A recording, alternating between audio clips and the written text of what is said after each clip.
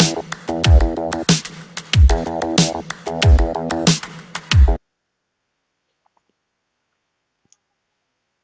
दोस्तों, live एस्ट्री channel में आप लोग का स्वागत है।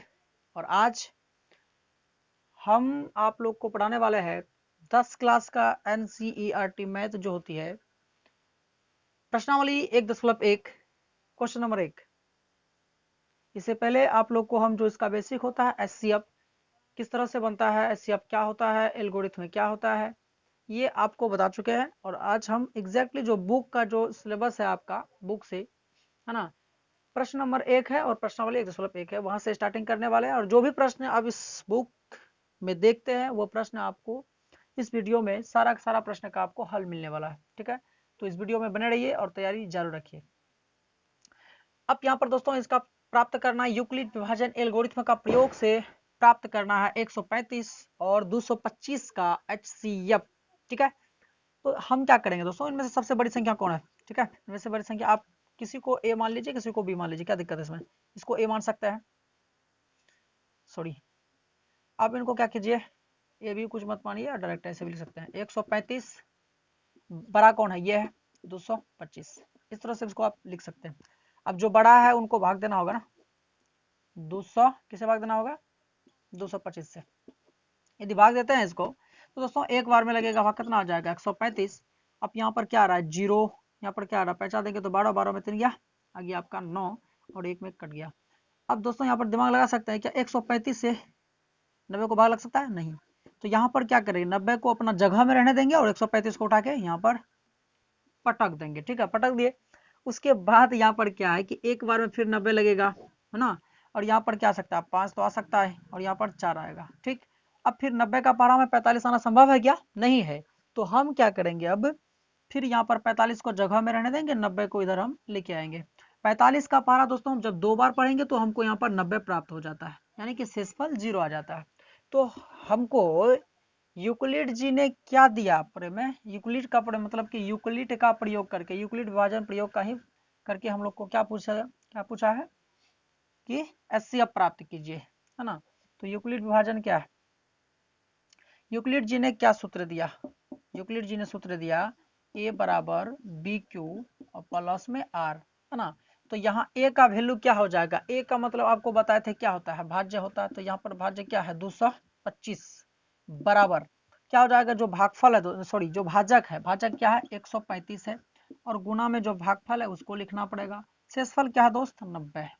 तो इसको हम लिख लिए। ठीक है, उसी प्रकार यहाँ पर हम क्या कर सकते हैं कि फिर 135 यानी कह सकते हो, यहाँ पर बताए थे उसमें आपको कि जो इस लाइन में अभी फर्स्ट वाला लाइन में जो अभी क्या है, जो भाजक है वो अगला वाला स्टेप में क्या बन जाता है? भाज्य बन जाता है। क्या बन जाता है? भाज्य। और जो शेषफल होता है वो बन जाता है आपका भाजक।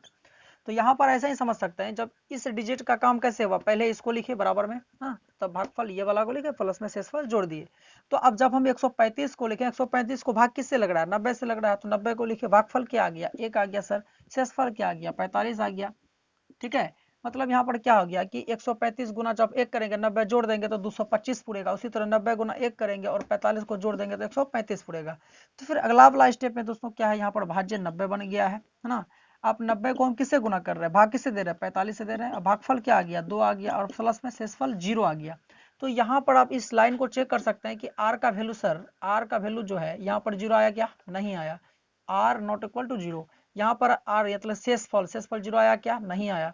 तो यहाँ पर भी दोस्तों आर का वैल्यू 0 नहीं आया। यहाँ पर भी आर का वैल्यू 0 है। यहाँ पर आर का वैल्यू 0 क्या है। तो जिस लाइन में आपका यदि आर का वैल्यू दोस्त 0 आ रहा है तो उस लाइन का जो आपका जो भाजक होती है वही आपका क्या होता है? HCF होता है। क्या होता है? HCF होता है। आप यह भी कह सकते हैं कि जिस अंक से लास्ट वाला अंक, कह सकते हैं कि जिस अंक से पूरा शेषफल जहां पर 0 आ गया है, जहां पर कट के 0 आ गया, जिस अंक से कट कर जो HCF होता है वो क्या हो गया है ना।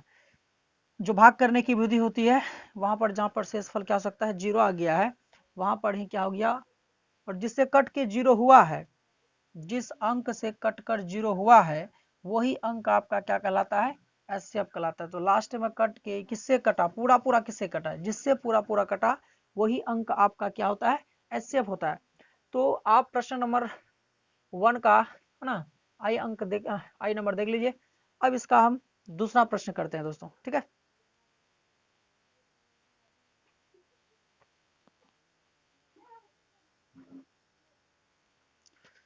दोस्तों तो नेक्स्ट प्रश्न क्या है, नेक्स्ट प्रश्न कितना है कि 196 और 38,220 है ना, इनके बीच का मौसा क्या होगा। तो आपको किसके आधार पर निकालना है, यूक्लिड विभाजन एल्गोरिथ्म का प्रयोग करके ही निकालना है, ठीक है। तो यहाँ पर आप क्या कर सकते हैं, जो बड़ा है इसको आप क्या मानिए, भाज्य मानिए, क्या मानिए, भाज्य, ठीक है। और जो छोटा है उनको आप भाजक मानिए। तो यहाँ पर हम 3 अंक पे अगर जाए, इसका 2 गुना सर कितना हो जाएगा, ज्यादा हो जाएगा। एक बार में खिलाएंगे, कितना खिलाएंगे, 196, और इस पर घटा करेंगे तो यहाँ पे चलेगा 12 12 में 6 गया 6 बचा, यहाँ पर आपका 7 17 17 8 गया, 17 9 गया 8 बचा, और उसी तरह यहाँ पर दोस्तों आपका 1 बच गया, तो 2 उतारे तो 1862 हो गया। जब इसको 9 बार में आप गुना कीजिएगा तो 196 गुना आप 9 करके देख लीजिए कितना आ रहा है ना। 9 4 54, 9 9 81, और 81 5 हो गया आपका जाके 86, हासिल रहा 8 9 8 17। दोस्तों 1700, 9 बार में 1700 आपका आ रहा है 64, कितना आ रहा है 9 बार में 1764, ठीक है। तो यहाँ पर आप क्या कर सकते हैं कि 12 12 में चढ़ गया 8 बचा आपका, यहाँ पर क्या हो गया आपका, यहाँ पर बच गया आपका 5 5 1 बचा दिया 15 15 में गया 9 बचा, और इधर कट गया। अब यहाँ पर क्या है, 0 बचा हुआ है, तो 980 दोस्तों 5 बार में यदि आप 980 को लिखते हैं तो यहाँ पर कट जाता है, ठीक है। तो ये शेष फल क्या आ रहा है दोस्त, 0 आ रहा है, क्या आ रहा है, 0 आ रहा है। तो यहाँ पर आप क्या कर सकते हैं कि यूक्लिड विभाजन जो दिया था, सूत्र क्या दिया था, यूक्लिड विभाजन है ना, उसको आप याद रखिए, यूक्लिड विभाजन, यूक्लिड विभाजन, यूक्लिड विभाजन प्रेमिका या प्रमेय से कह सकते हैं। तो उन्होंने क्या दिया था, उन्होंने दिया था कि a बराबर बी क्यू, a बराबर बी क्यू प्लस में r, प्लस में क्या दिया था, r, ठीक है।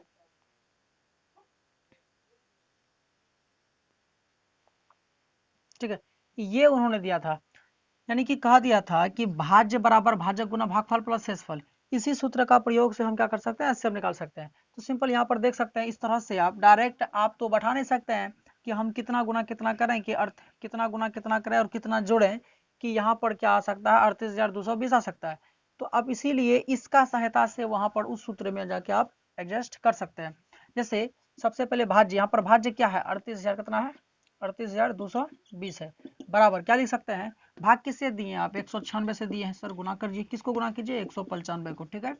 और शेष में क्या है आपका, शेष में यहाँ पर 0 आया दोस्त, क्या आ गया 0, यानी कि कह सकते हैं कि r बराबर सर 0 प्राप्त हुआ। यदि जिस लाइन में सर r बराबर 0 प्राप्त होता है तो उस लाइन का जो भाजक होती है वही ना आपका एचसीएफ होता है। एचसीएफ क्या हो गया, 196, क्योंकि 196 ही ऐसा अंक है जो ये पूरा का पूरा को क्या बना दिया, कटा ही दिया, यानी कि शेषफल इसका 0 ला दिया। तो जिस लाइन में आपका शेषफल 0 होता है, आर का वैल्यू 0 होता है, तो उस लाइन का क्या कहलाता है, जो भाजक होती है वही आपका क्या कहलाता है, एचसीएफ कहलाता है, ठीक है। आप चाहे तो इसका स्क्रीनशॉट ले सकते हैं। अब आते हैं दोस्तों प्रश्न नंबर तीसरा में क्या है।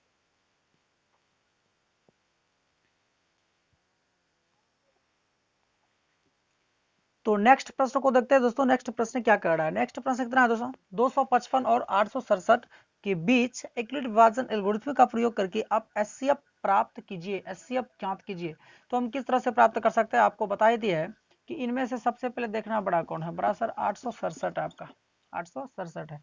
तो इनको क्या करेंगे कि 255 से, घबराने वाला बात नहीं, आप डरिए मत, डट के हिसाब को बनाइए। हम लोग क्या करते हैं, ज्यादातर बच्चा क्या करता है कि वो कोई भी हिसाब आया ना आप डर जाता है, डरने के बाद क्या होता है कि जो आपका जो सही माने में जो प्रश्न आपको पहले से आता भी होगा आप भूल जाते होंगे, ठीक है।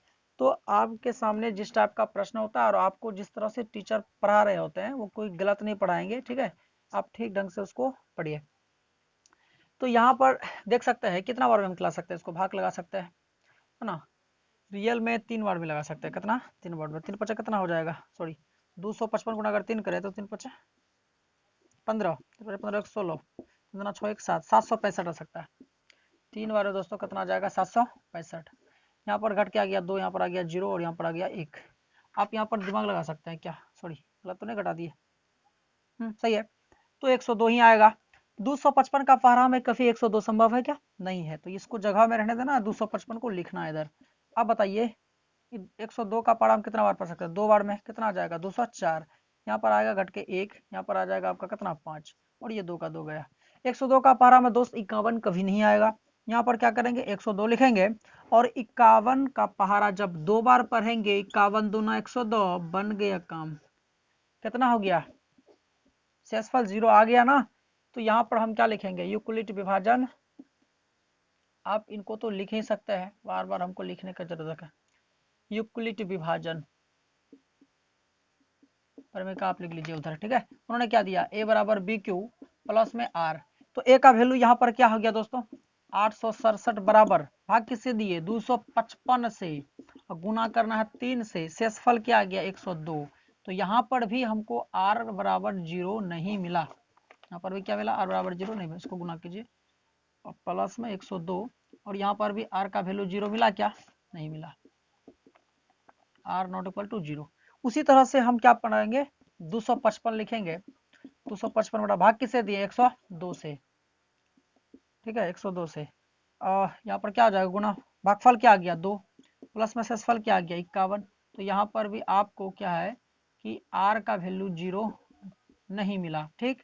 अगला स्टेप है 102 बराबर अभिभाजक कौन है 51 गुना 2, है ना,